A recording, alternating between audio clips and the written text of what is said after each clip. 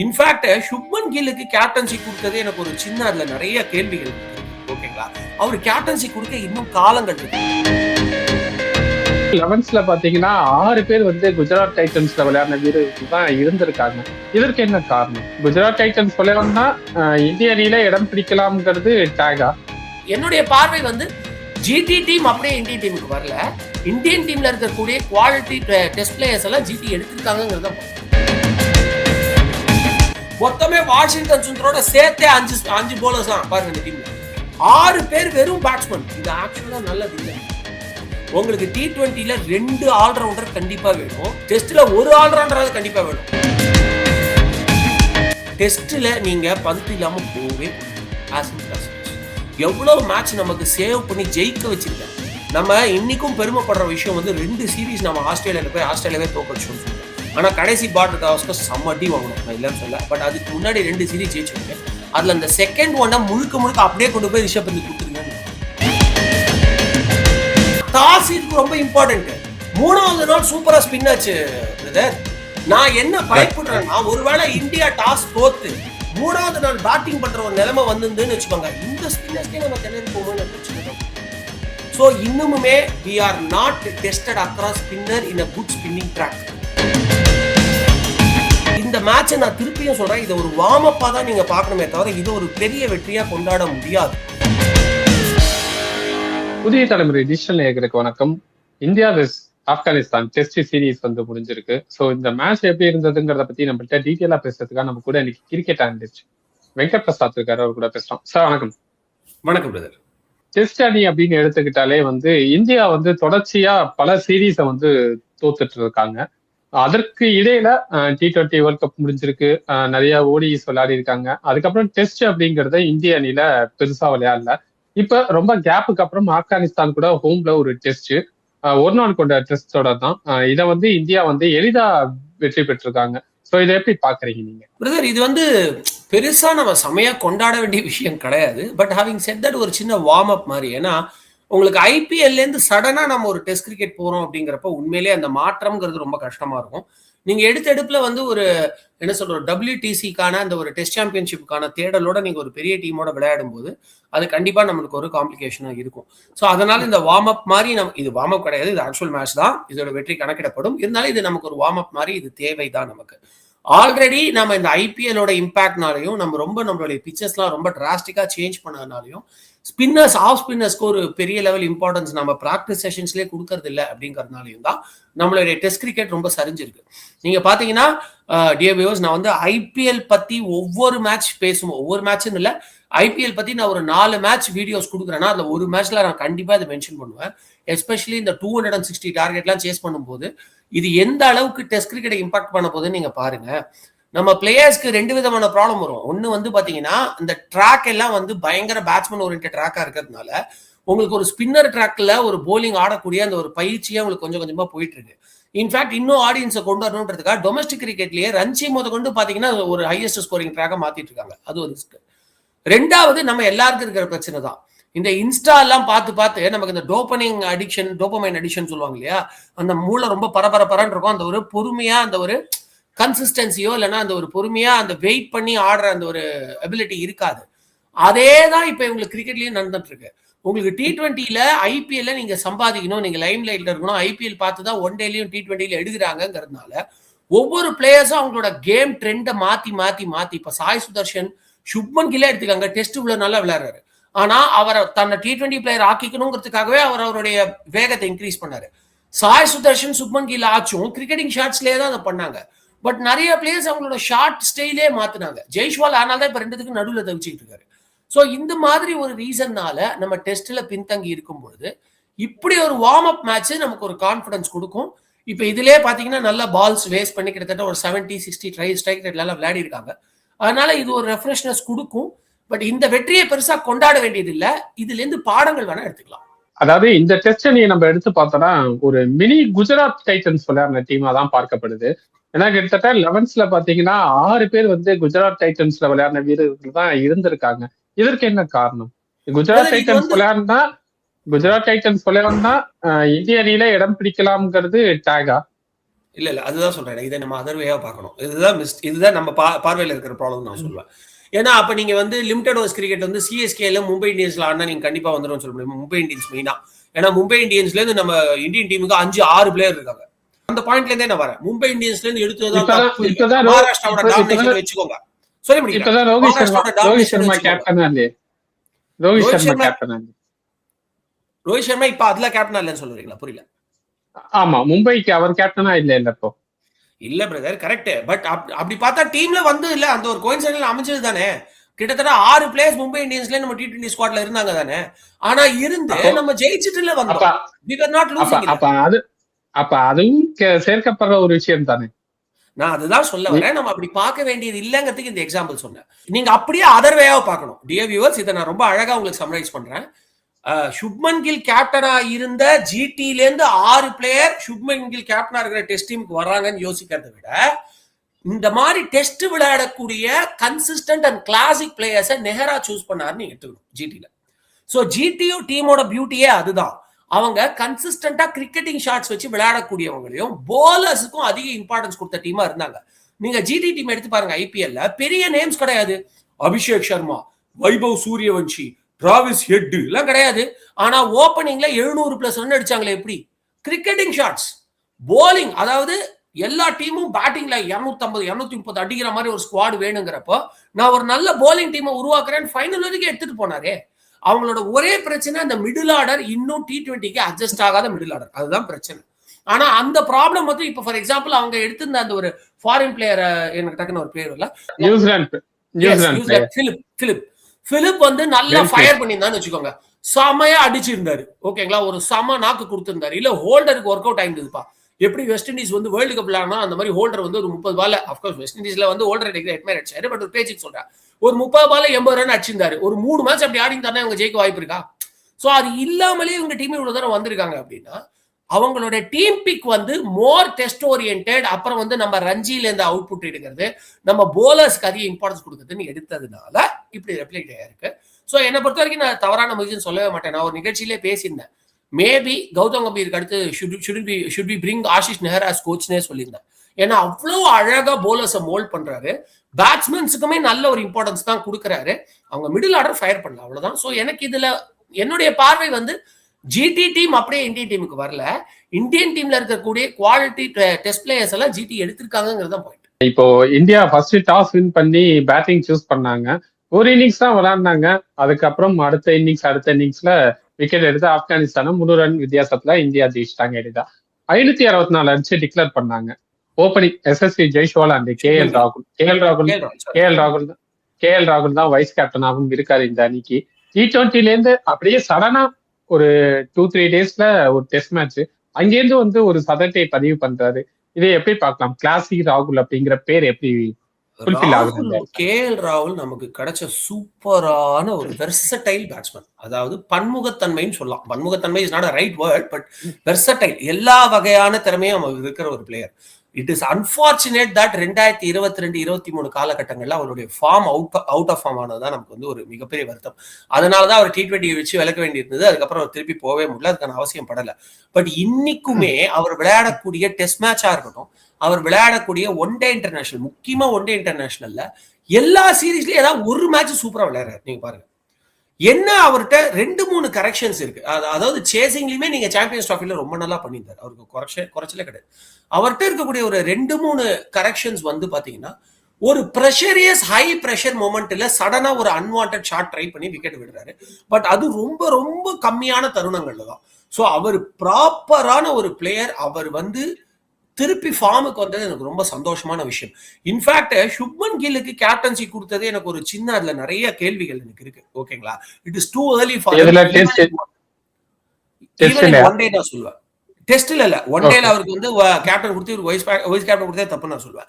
அவர் captaincy கொடுக்க இன்னும் காலங்கள் இருக்கு. அவரை நான் ஒரு ஃபர்ஸ்ட் பிளேயரு இவெல்லாம் ஒரு ஆளானா நான் சொல்லவே மாட்டேன். ஜிடில நல்லா தான் பண்ணாரு. பட் இன்னும் டைம் இருக்கு. இப்ப சிராஜே எடுத்துக்கங்களேன். நான் இதை சொல்லிட்டு உங்க கேள்வி வரேன். சிராஜே எடுத்துக்கங்களேன். ஆரம்பத்துல அவர் சூப்பர் போலர்னு யாருமே சொல்ல. இப்ப எவ்வளவு அழகா பால் மூவ்மெண்ட் பண்றாரு. சோ போக போக அந்த ஒரு பயிற்சி வரும்.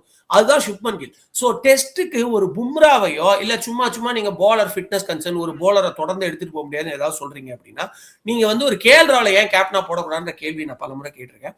ஸோ அந்த அளவுக்கு ஒரு மெச்சூர்டான ஒரு பேட்ஸ்மேன் கேப்டனா இருக்காரோ இல்லையோ பேட்டிங்ல ரிலையபிள் ஆயிட்டாரு. ஒன் டேலையும் டெஸ்ட்லயும் ரெண்டுத்துலயுமே. அவரை ஒன் டேல டவுன் தி ஆர்டர் இறக்கிறதுக்கு நம்மளே பேசியிருக்கோம். எல்லாருமே அது தப்புன்னுவாங்க, நான் கரெக்ட்னு. அக்சர் பட்டேலுக்கு அப்புறம் அவர் வர்றது கரெக்ட். ஏன்னா ஒரு வேர்ல்டு கப் 2023 ஃபைனல் மாதிரி சடன் விக்கெட் வந்துச்சுன்னா இவரால ஒரு பக்கம் ஒரு 5th டவுன் விழுந்ததுக்கு அப்புறமும் ஒரு ரிலேபிள் பேட்டிங் லென்த்தா கொடுத்து லாஸ்ட்ல அடிக்கவும் முடியும்.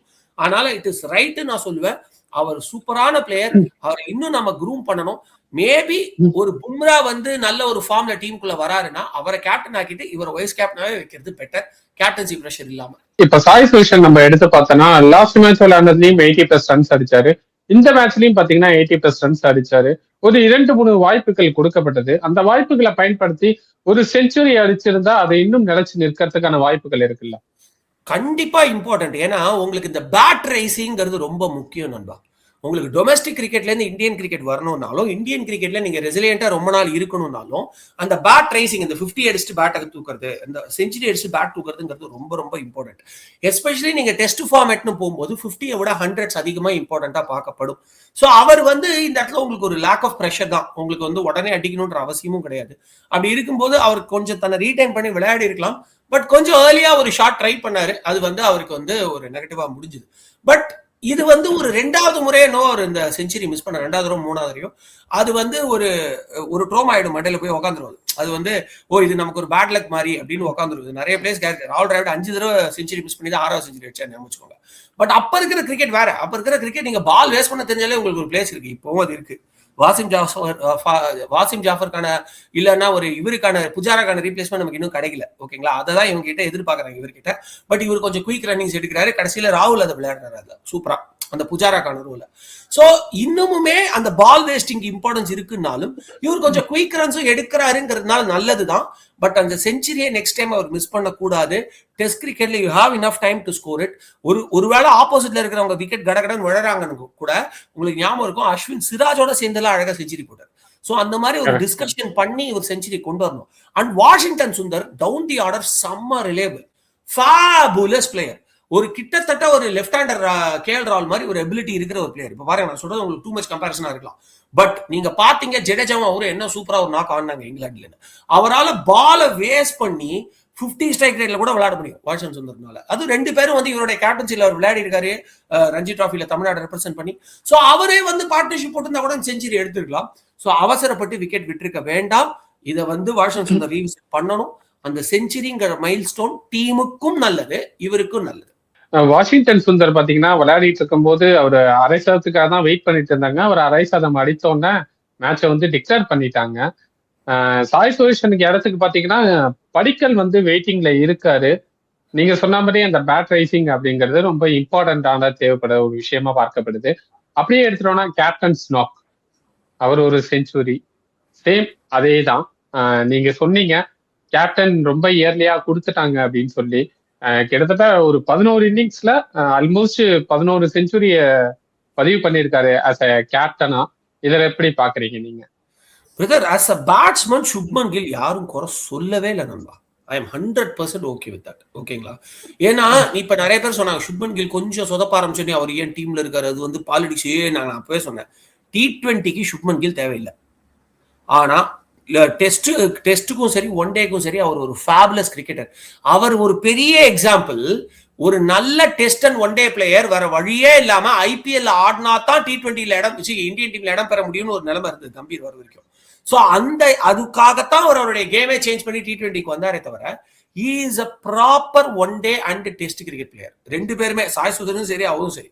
ஓகேங்களா? சோ சுப்மன் கில் இல்லாத ஒரு இந்தியன் டீம் டெஸ்ட்டுக்கும் ஒன் டேக்கும் நான் சொல்றேன் அண்டர்லைன் பண்ணிக்கலாம். நான் என்னால் நினைச்சே பார்க்க முடியாது இப்ப இருக்கிற நிலைமையில. அவ்வளவு நல்ல பிளேயர் அன்டவுட்லி. பட் கேப்டன்சி ஏன் அவருக்கு வேணாம் நான் சொல்றேன் அப்படின்னா, நீங்க பாத்தீங்கன்னா ஸ்பின்னர்ஸ்க்கு அவர் கொடுக்குற இம்பார்ட்டன்ஸ் கொஞ்சம் கம்மியா இருக்கு. இந்த மேட்ச்ல கொடுத்துருக்காரு. ஏன்னா அவர் ஹேண்டிகேப் தான் அனுப்பிச்சு விட்டாங்க. 2 ஃபாஸ்ட் பவுலர் தான், நீ ஸ்பின்னர் கொடுத்துதான் ஆகணும் அப்படின்னு. மொத்தமே வாஷிங்டன் சுந்தரோட சேர்த்தே 5 பவுலர்ஸ் தான் பாருங்க இந்த டீம்ல. 6 பேர் வெறும் பேட்ஸ்மேன். இது ஆக்சுவலா நல்லது இல்ல நண்பா. உங்களுக்கு T20ல 2 ஆல்ரவுண்டர் கண்டிப்பா வேணும், டெஸ்ட்லயும் 2 ஆல்ரவுண்டர், டெஸ்ட்ல ஒரு ஆல்ரவுண்டர் கண்டிப்பா வேணும். இல்ல வாஷிங்டன் சுந்தர் எடுத்திருக்காங்க right, but what if he didn't click that day, ஒரு இன்ஜுரி ஆயிடுச்சு, அப்ப 4 போலர்ஸ் வச்சு ஆடுவீங்களா? சோ இன்னொரு போலர் கண்டிப்பா எடுத்துட்டு போகணும், அதை ஒண்ணு வச்சுக்கோங்க. ரெண்டாவது, இந்த மேட்சுக்கு முந்தி வரைக்கும் ஒரு வாஷிங்டன் சுந்தருக்கு எவ்வளவு ஓவர் கொடுத்துருக்கான்னு பாருங்க. இங்கிலாந்துல கொடுக்கல, இந்தியால சொல்லி சொல்லி ஸ்பின்னர்ஸ் வச்சுதான் நம்மள அசிங்கப்படுத்தி விக்கெட் எடுத்தாங்க. அப்பவே வாஷிங்டன் சுந்தருக்கு ஒரு 70-80 ஓவருக்கு அப்புறம் பேட்ஸ்மேன் தான் செட்டில் ஆனதுக்கு அப்புறம் கொடுப்பாரு. சோ அந்த ஒரு ஸ்பின்னர்ஸ்க்கு இம்பார்ட்டன்ஸ் கொடுக்கணும்ன்ற மெச்சூரிட்டி அவருக்கு இல்லையோன்னு எனக்கு தோணுது. இன்ஃபேக்ட் நீங்க அவருடைய ஐபிஎல் டீம்லயே பாருங்க, நிறைய மேட்சஸ்ல ரஷீத் கானே யூஸ் பண்ணாம இருந்தாரு. சோ இந்த மாதிரி மிஸ்டேக்ஸ்லாம் அவர் கொஞ்சம் பண்ணுவாரு. ஐ திங்க் இன்னைக்கு சுடர் வந்து ஹி ப்ரூவ்ட் சூப்பர். அவர் மாதவ் சுடர் வந்து அவர் இதுலயே ஐபிஎல்லே அவருக்கு வாய்ப்பு கிடைச்சிருக்கணும். ஒரு நம்ம இப்போ தமிழ்ல கமெண்ட்ரி பண்ணிட்டு இருக்கிற ஒரு யங் கிரிக்கெட்டர், அவர் கூட அவரை பத்தி அவ்வளவு சொல்லுவார். சுடர் இஸ் a fabulous bowler ஆக்சுவலா. ஒரு நல்ல லெஃப்ட் ஆர்மர் ஃப்ரம் ராஜஸ்தான். அவருக்கு வந்து நிறைய இன்னும் நல்ல கரியர் இருக்கு அன்டவுட்லி. ஓகேங்களா, ஒரு அதாவது அவரையும் நான் பேட்டிங் ஃபோர்ஸ் பண்றேன் அப்படின்னு தொல்லை பண்ணாம அவர் ஒரு ப்ராப்பர் போலரா முக்கியமா இந்த மாதிரி டெஸ்ட் கிரிக்கெட்டுக்கு எடுத்துட்டு வருதுன்றது ரொம்ப ரொம்ப நல்ல விஷயம். சோ அவருக்கும் சுந்தருக்கும் இவர் ஓவர் கொடுத்ததுனால தான் நம்மளால இவ்வளவு சுருட்ட முடிஞ்சது. ஆனா இந்த மெச்சூரிட்டி இதுக்கு முன்னாடி இந்த மேட்சஸ்க்கு அவருக்கு இருக்கான்னு பாத்தீங்கன்னா இல்லவே இல்லை. சோ அதனால தான் நான் சொல்றேன் ஃபீல்ட் பிளேஸ்மெண்ட்ஸ்லயும் கொஞ்சம் சொதப்புறாரு. ஓகேங்களா, சோ அதனால தான் நான் சொல்றேன் he is a fabulous batsman Shubman Gill. But கேப்டன்சிக்கு அவரை நீங்க க்ரூம் பண்ணணும். எப்படின்னா அவரை ஒரு வைஸ் கேப்டனா வச்சு, ஒரு KL ராவ்லையோ இல்லைன்னா ஒரு பும்ராவையோ கேப்டனா வச்சு கூட டிசிஷன்ஸ்ல எல்லாம் அவர் இருக்க வச்சு அவரை இந்த ஃபார்மேட்டுக்கு இன்னும் பெட்டரா பழக்கணும். He has done good in domestic as captain, but in international format, especially in abroad pitches, நல்லா பண்ணாரு கேப்டன்சி. 2-2ன்னு நம்மள வந்து ஒரு இது ஆக்கி கொண்டாந்தார், டிரா ஆக்கி கொண்டாந்தார் இங்கிலாந்துல, இல்ல நான் சொல்ல. பட் ஒரு ஸ்பின்னர்ஸ் ட்ராக்ல அவர் இன்னும் கொஞ்சம் பெட்டர் கேப்டன்சி கண்டிப்பா பண்ணணும். ஒரு அட்டாக்கிங் போலிங் போடணும். அது அவருக்கு வரல, அதுக்கான பயிற்சி எடுக்கணும். ரிஷப் பண்ட் சுத்தமா ஃபார்ம்ல இல்ல. ஐபிஎல் மேட்சஸ் ஃபுல்லா நம்ம பார்த்தோம். இப்போ எடுத்து பார்த்தோம்னா இதுல வந்து ஸ்டார்டிங்லேயே பாத்தீங்கன்னா ரிஷப் பண்ட் டெஸ்ட் விளையாடினாலே வேற மாதிரி இருக்கும் அப்படின்னு தான் நம்ம பார்த்திருக்கோம். லைக் தட் வீரேந்தர் சேவாக் அந்த மாதிரிதான் நாட்லாம் விளையாடுவாரு இவரு. பட் ஆனா இப்போ இந்த டெஸ்ட் எடுத்து பார்த்தோம்னா ஸ்லோவா தான் ஸ்டார்ட் பண்ணாரு. அதுக்கப்புறம் ஒரு ஓவர்ல பேக் டு பேக் ஒரு 3 6 கொடுக்கப்பட்டது. அதுல இருந்து அவர் ஃபார்மை வந்து ரீடைன் பண்ணி இந்த அளவுக்கு வந்திருக்காரு. ஒரு பெரிய இன்ஜுரியில இருந்து கம்பேக் கொடுத்து திருப்பியும் வந்து ஒரு 80+ ரன்ஸ் அடிச்சு அவருக்கான இடத்தை அவர் ஃபீல் பண்றாரா? பிரதர், திருப்பி நான் அதே பாயிண்ட ரிப்பீட் பண்றேன். டெஸ்ட்ல நீங்க பந்த் இல்லாம போகவே கூடாது. as simple as it is. எவ்வளவு மேட்ச் நமக்கு சேவ் பண்ணி ஜெயிக்க வச்சிருக்காரு. நம்ம இன்னைக்கும் பெருமைப்படுற விஷயம் வந்து 2 சீரீஸ் நம்ம ஆஸ்திரேலியால போய் ஆஸ்திரேலியாவே தோக்கடிச்சோம்னு சொல்லிட்டு. ஆனா கடைசி பார்டர் கவாஸ்கர் செம்ம அடி வாங்கணும், நான் இல்லைன்னு சொல்ல. பட் அதுக்கு முன்னாடி 2 சீரீஸ் ஜெயிச்சோமே, அதுல அந்த செகண்ட் ஒன்னை முழுக்க அப்படியே கொண்டு போய் ரிஷப் பந்த் கொடுத்துருங்கன்னு வேணும். எல்லாருமே பார்ட் பண்ணாங்க. புஜாரா ஒரு தடவை உண்டை வாங்கி விளையாடினாரு. அதுக்கப்புறம் ரஹானே ஒரு சூப்பர் செஞ்சுரி போட்டாரு. இதெல்லாம் எனக்கு ஞாபகம் இருக்கு. ஓகேங்களா, நான் மறுக்கல. ஆனா 3வது அந்த 5th மேட்ச் பெர்த்ல அவங்கள தோக்கடிக்கவே முடியாதுன்னு சொன்னதுக்கு அப்புறம் சூப்பரா விளையாடி அந்த மேட்சை ஜெயிச்சாரு. அது வந்து இட் இஸ் பெர்த்னு நினைக்கிறேன். அது பிட்ச் ரிவிசிட்டுங்க.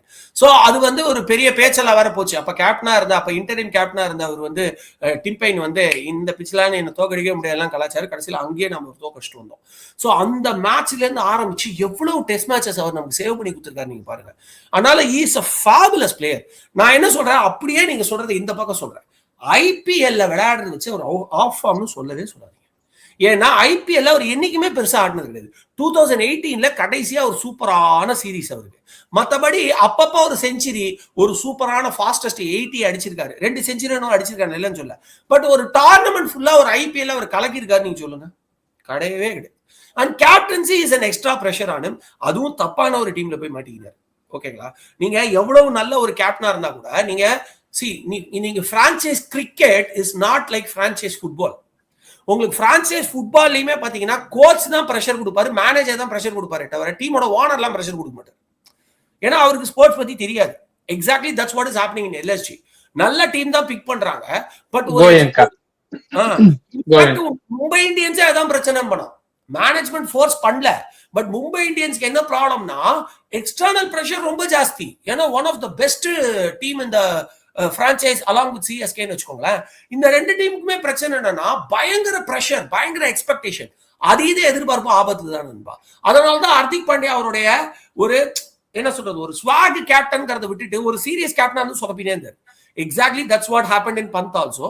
அவர் ஆல்ரெடி T20ல சுமார் தான், இதுல கேப்டன்சி பிரஷர் வேற. அதனால பந்தை IPL வச்சு தயவு செஞ்சு எடை போடாதீங்க. பந்தை நீங்க எடை போடணும்னா அவர் இந்தியாவுக்கு விளையாடுறது. இதே பந்து இன்ஃபேக்ட் நான் அதுல வந்து கொஞ்சம் முரண்பட்டேன். இன்னொருத்தரோட நான் பேசிட்டு இருக்கும்போது இல்ல அவர் T20ல கொஞ்சம் சுமார் தான், நீங்க இப்ப பாருங்க அவர் 2024லயே அப்படின்னாங்க. 2024ல பாகிஸ்தான் அவர் 42 அடி இல்லைன்னா அசிங்கமா தோத்துருப்போம் நீங்க. ஓகேங்களா? சோ 2024 வேர்ல்ட் கப்ல Pant did a great job. அதனால பந்த் இந்தியன் ஜெர்சி போடும்போது வேற, IPL ஜெர்சி போடும்போது வேற. Same applies to Hardik Pandya also. அதனால தயவு செஞ்சு wait for him to prove on Indian cricket team. அதுதான் அவரோட உண்மையான ஃபார்ம். இந்தியன் டீம்ல ஒரு இப்ப பார்டோகிராஃபர்லாம் கொஞ்சம் சொதப்பினாரு. அந்த மாதிரி சொதப்புனா ஆஃப் ஃபார்ம்னு சொல்லுங்க, நாட் வித் IPL. இப்ப நீங்க மானவ் சுதார் பத்தி சொன்னீங்க. Just add one more point. நீங்க வந்து பால் ஸ்ட்ரைக் ரேட் வச்சு சொன்னீங்க சேவாக் மாதிரின்னு. சரி, அவருடைய ஸ்டைல் நம்ம அப்படி சொல்றோம், பட் அவர் சேவாக் மாதிரி ஆடக்கூடாதுங்கிறது என்னுடைய இது. இன்ஃபேக்ட் உங்களுக்கு இப்ப இந்தியால கடைசியா நடந்த ஒரு டெஸ்ட் நம்ம தோத்ததுக்கு காரணமே அவர் தேவையில்லாம ஒரு ஷாட் அடிச்சு அவுட் ஆனதான் கண்ணாபின்னு திட்டணும். அவரு எவ்வளவு அசிங்கமா போச்சு. அவர் சேவாக் மாதிரி ஆடக்கூடாது. He should actually play proper test cricket. அவரு அதே ஆஸ்திரேலியாவுக்கு எதிரா அந்த டெஸ்ட்ல அந்த 2020-21 நினைக்கிறேன் அந்த ஃபைனல் டெஸ்ட்ல எப்படி விளையாடினாரோ அதே மாதிரி அவர் விளையாடினார்னா we have got a wonderful player down the order, wonderful left-hander down the order for Indian team in test cricket. அது மட்டும் ஒரு பொண்ணு. நீங்க மானவ் சுதார் பத்தி சொல்லியிருந்தீங்க. வந்த ஃபர்ஸ்ட் டெஸ்ட் மேட்ச்லயே ஃபர்ஸ்ட் இன்னிங்ஸ்லயே 6 வரை எடுத்தாரு. ரொம்ப ராஜஸ்தானுக்கும் பெருமையை தேடி தந்திருக்காரு. ஃபர்ஸ்ட் மேட்ச்லயே இப்படி எடுக்கிறது அப்படிங்க 6 வரை எடுக்கிறதுங்கிறதுலாம் ரொம்ப பெரிய விஷயம், பெரிய சாதனை தான் அது. இப்போ ஜடேஜா இருக்காரு, அக்ஷர் பட்டேல் இருக்காரு, இவங்களெல்லாம் ரீப்ளேஸ் பண்ணிட்டு அடுத்தடுத்து இடம் பிடிக்கிறதுக்கான வாய்ப்புகள் இருக்கா? See, Akshar Patel is not for testing. இதை நான் ரொம்ப பிளைனா சொல்வேன். இந்த லோட் மேனேஜ்மெண்ட் விஷயத்துல கௌதம் சொல்றதை நான் அப்படியே ஒத்துக்கிறேன். கௌதம் அஜித் அகர்கர் அவங்க என்ன சொல்றாங்க, I am not going to let, அப்படியே வேற ஒரு ஆன்சர்ல இருந்து அவங்க ஆன்சர் போறேன். ஹார்திக் பாண்டியா வந்து ஏசியன் கேம்ஸ்ல ஏன் இல்ல அப்படின்றாங்க. T20 வேர்ல்ட் கப் அவர் தேவை. அவரோட ஒரு பெஸ்ட் ஃபாஸ்ட் பவுலிங் ஆல்ரவுண்டர் ஒரு 50 ஓவர் ஃபார்மேட்ல இருக்கவே முடியாது.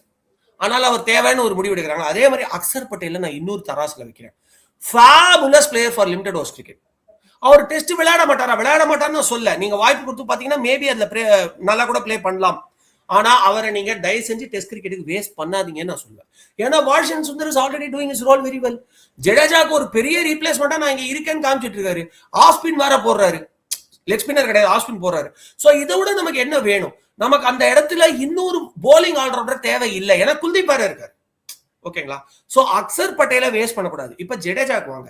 எனக்கு ஒரு மிகப்பெரிய வருத்தம், மேபி ஒரு load balance, work load balance ஆப்கானிஸ்தானுக்கு தேவையில்லைங்கிறதுனால ஜடேஜா வைக்கல. பட் ஜடேஜா இல்லாம நம்ம போகக்கூடாது. ஏன்னா ஒரு நல்ல பேட்ஸ்மேனாவும் அவர் பயன்படுறாரு. நமக்கு ஒரு எக்ஸ்பீரியன்ஸும் நமக்கு தேவை நண்பா. அதனால ஜடேஜா இல்லாம போகக்கூடாது. பட் நான் என்ன சொல்வேன்னா, நீங்க வாஷிங்டன் சுந்தர், ஜடேஜா அண்ட் இவர் மாதவ் 3 பேரையுமே எடுத்துட்டு போகணும் ஸ்குவாட்ல. நீங்க எங்க போனாலும் எடுத்துட்டு போகணும்.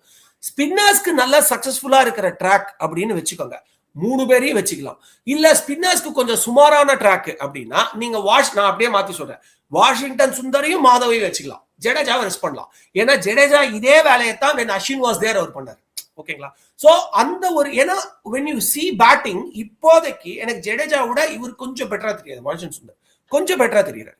அதனால ஒரு ஃபாரின் கண்டிஷன்ஸ்ல நீங்க இவங்க 3 பேரையும் ஸ்குவாட்ல எடுத்துட்டு போகணும். ஸ்பின் சப்போர்ட் பண்ற ட்ராக்னா 3 பேரையும் வச்சிருங்க.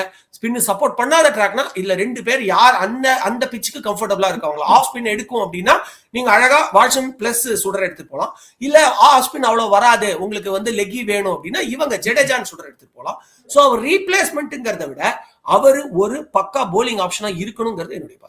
பங்களாதேஷ் டெஸ்ட் சீரீஸ்க்கு அப்புறமா இந்தியா விளையாடின எந்த டெஸ்ட் சீரீஸுமே வந்து இந்தியா வந்து வெற்றி பெறல. எல்லா டெஸ்ட் சீரீஸுமே வந்து தோல்வி தான் அடைஞ்சிட்டு இருந்தாங்க. இங்கிலாந்து சீரீஸ் மட்டும்தான் டிரா பண்ணோம்.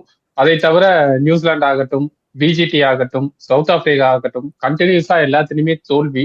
ஒரு தோல்வியிலேருந்து ஒரு வெற்றி அடைஞ்சிருக்காங்க. சோ இந்த வெற்றியை அடுத்தடுத்து என்ன மாதிரி எடுத்துட்டு போறாங்க, டீம் காம்பினேஷன் எப்படி செட் பண்ண போறாங்கிறத பொறுத்திருந்து பார்க்கலாம் சார். ஒரு வேர்ட் ஆட் பண்ண நான் அதுக்குதான் சுடர் வேணும்னு சொன்னேன். ஏன்னா சுதார் பொறுத்த வரைக்கும் பாத்தீங்கன்னா லாஸ்ட் டைம் நமக்கு அந்த அளவுக்கு ஒரு ரூட் கொடுத்த ஸ்பின்ன கூட நம்மளால இங்கிலாந்துக்கு எதிராக விளையாடும் போது கொடுக்க முடியல. ஒரு ஆஸ்திரேலியா கொடுத்த ஸ்பின்ன கூட நம்மளால கொடுக்க முடியலங்கிறதா வருத்தத்துக்குரிய விஷயமா இருந்துச்சு. சோ அதனாலதான் ஒரு ப்ராப்பர் ஸ்பின்னர் என் குல்தீப்பை கூட நீங்க எடுத்துட்டு போலாம். பட் இப்ப சுடர் இன்னும் கொஞ்சம் சேலஞ்சிங் எனக்கு தெரியல. பட் இட்ஸ் வெரி ஏர்லி ஸ்டேஜ்னு வச்சுக்கோங்க. ரெண்டாவது இதுல நான் ஒரு த்ரெட் பாக்குறேன். நீங்க இவங்க ஸ்பின்னர்ஸ்க்கே நம்ம ஆளுங்க விக்கெட் விட்டாங்க. ஸோ இந்த மேட்சை நான் திருப்பியும் சொல்றேன், இதை ஒரு வார்ம் அப்பா தான் நீங்க பார்க்கணுமே தவிர இது ஒரு பெரிய வெற்றியா கொண்டாட முடியாது. ஏன்னா டாஸ் இதுக்கு ரொம்ப இம்பார்ட்டன்ட். 3வது நாள் சூப்பரா ஸ்பின் ஆச்சு பிரதர்.